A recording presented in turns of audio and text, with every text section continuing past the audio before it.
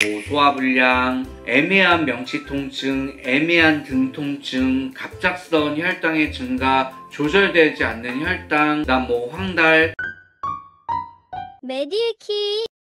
원장님, 그럼 이제 만성췌장염에 대해서 질문 드리겠습니다.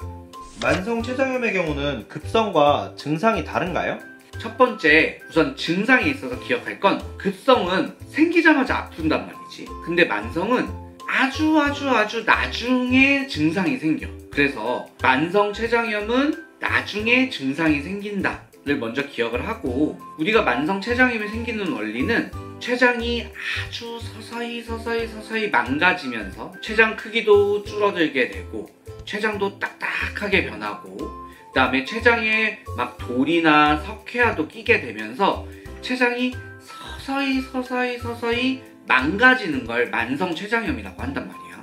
만성췌장염은 얘가 망가지다가 80~90% 이상 망가져야지 그제서야 췌장에 증상이 생기게 돼서 내가 인지를 한단 말이지. 사실 증상 자체로만 보면 소화불량, 애매한 명치통증, 애매한 등통증, 갑작스러운 혈당의 증가, 조절되지 않는 혈당, 그다음 황달, 이런 여러가지 증상들 중에 애매하게 나타나는 경우, 확실하게 나타나는 경우, 여러가지 증상들이 만성췌장염에서 다양하게 나타날 수가 있어서 꼭 한 가지만으로 증상이 나타나지는 않는다. 이런 증상들이 만성췌장염에서 나타날 수 있어. 그럼 원인도 다른가요? 우선 원인은 비슷해. 가장 흔한 원인은 둘 다 술이라고 기억을 하면 좋고, 이게 다만 아까 술이 갑작스럽게 염증을 일으키냐, 아니면 술로 인해서 야금야금 췌장이 파괴가 돼서 만성적으로 문제가 생기냐의 차이인 거고, 만성췌장염은 술 이외에도 자가면역, 아니면 유전적 소인, 하다못해 원인 불명까지 사실 원인을 못 찾는 만성췌장염도 다양해서 조금 더 원인이 다양할 수는 있다. 이게 급성과 만성의 원인의 차이점이야. 그러면 만성췌장염 같은 경우는 어떻게 진단할 수 있나요? 만성췌장염의 진단에 있어서는 영상검사, 초음파나 CT가 제일 도움이 되고 가장 유용하다고 생각을 해. 이게 급성췌장염만큼 피검사가 도움이 되는 것도 아니고 증상도 아주 전형적이진 않을 수도 있어서, 첫 번째는 이제 임상 증상이 중요하긴 하지.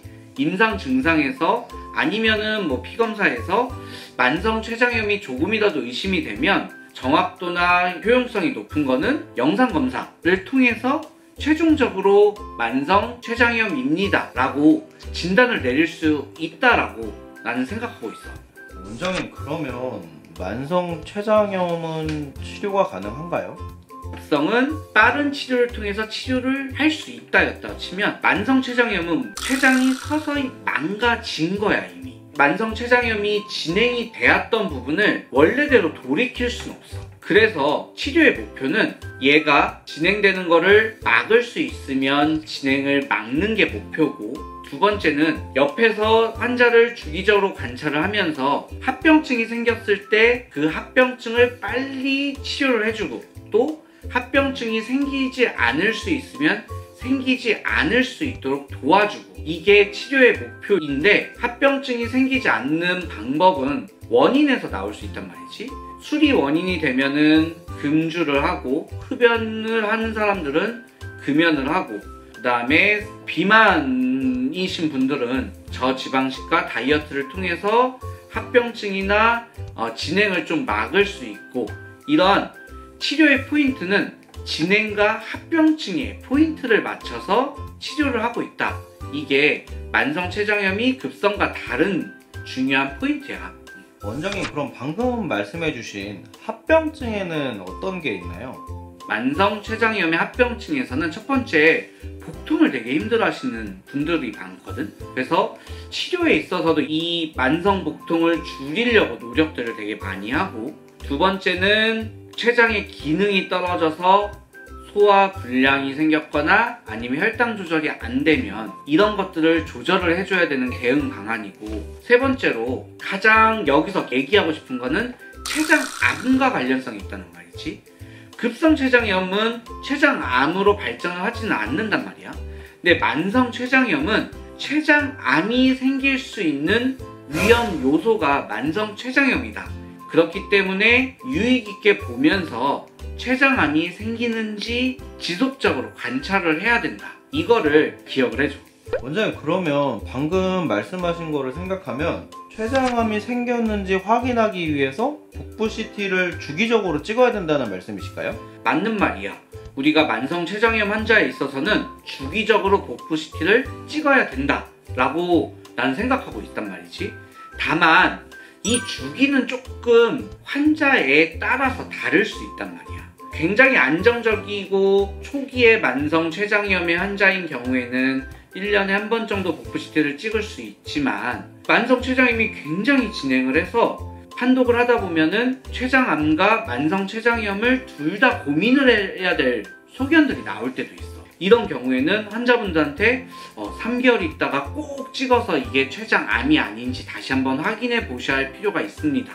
이런 얘기를 해드릴 때도 있단 말이지. 그렇기 때문에 복부 CT를 주기적으로 찍어야 되냐는 맞다. 하지만 이 주기는 환자의 현재 상황과 상태, 증상 이런 것들을 고려를 해서 주기를 의사들이 정해 주어야 한다. 이게 나의 생각이야.